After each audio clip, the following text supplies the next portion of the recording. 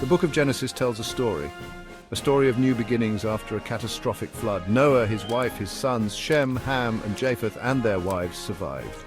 They were humanity's new start. God blessed Noah and his sons, making a covenant with them. He promised them a future teeming with life, spreading out across the rejuvenated earth. This promise wasn't just about population growth, it was about the birth of nations, each tracing its lineage back to one of Noah's 3 sons. Japheth, the name often associated with the northern and western peoples, occupies a significant portion of Genesis 10's genealogical record. His sons, Gomer, Magog, Madai, Javan, Tubal, Meshech, and Tiras, became the progenitors of nations scattered across Asia Minor, Europe, and possibly even parts of Central Asia. While pinpointing the exact locations and migrations of these groups poses a challenge for historians, tantalizing clues emerge from linguistic analysis, archaeological discoveries, and historical records. Gomer's descendants, for example, are often linked to the Cimmerians and the later Gauls, suggesting a connection to ancient Anatolia and Western Europe. Javan's sons, Elisha, Tarshish, Kittim, and Dodanim, hint at maritime activity and trade, potentially pointing to settlements around the Aegean Sea and the Mediterranean coasts. The name Javan itself resembles Ionia, a region in ancient Greece.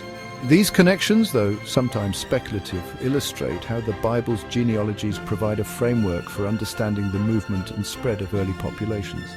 They remind us that the world, even in antiquity, was interconnected. People migrated, traded, and interacted, spreading their cultures and languages across vast distances. Japheth's descendants, through their movements and interactions, contributed to the rich cultural tapestry of Europe and beyond. Ham, the second son of Noah, and his descendants have been subject to much debate and interpretation. Genesis 10 associates Ham's lineage with regions in Africa, particularly Egypt and Ethiopia, as well as parts of the Levant and Mesopotamia. Cush, Mizraim, Put, and Canaan, Ham's sons, became associated with powerful kingdoms and empires. Mizraim's descendants, the Egyptians, built one of the ancient world's most enduring civilizations. Cush's lineage extended to Nubia, a region known for its own rich history and interactions with Egypt. However, it's crucial to approach interpretations of Ham's descendants with caution. Over time, interpretations of the biblical narrative, particularly relating to the story of Noah cursing Canaan, were sadly used to justify slavery and racial prejudice. It's essential to remember that the Bible is a complex text, open to interpretation and, unfortunately, misinterpretations. While Ham's descendants played significant roles in the ancient world, attributing negative traits or actions to an entire lineage based on interpretations of a single biblical story is both inaccurate and harmful.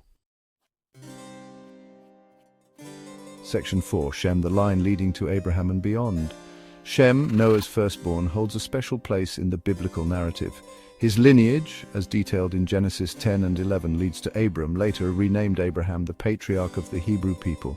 Shem's descendants settled in Mesopotamia, the land of the Fertile Crescent, a region that witnessed the rise of some of the world's earliest cities and empires.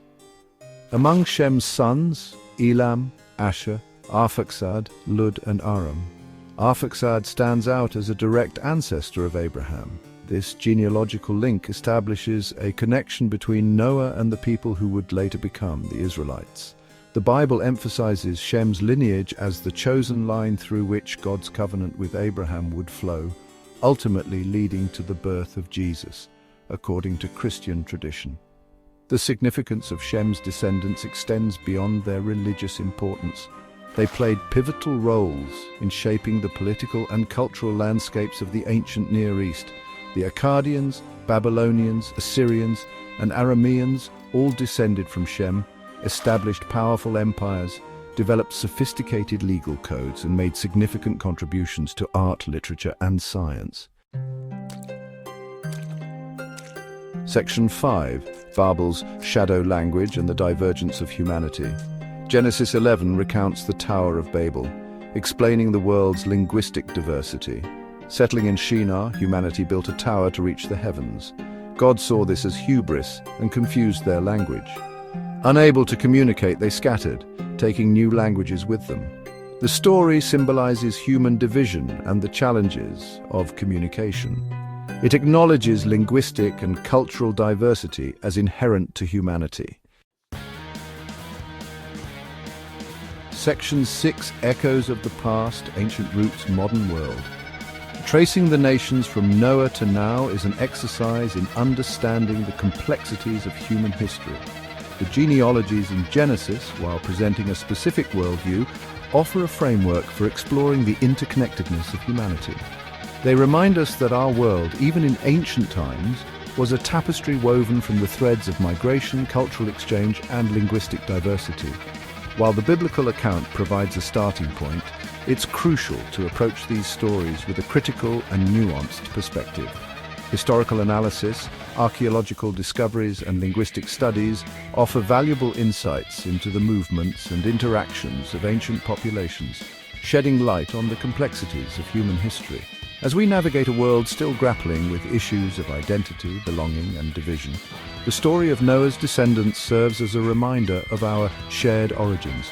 It encourages us to look beyond our differences and recognize the common threads that bind us together as citizens of a global community, a community with roots reaching back to the dawn of civilization.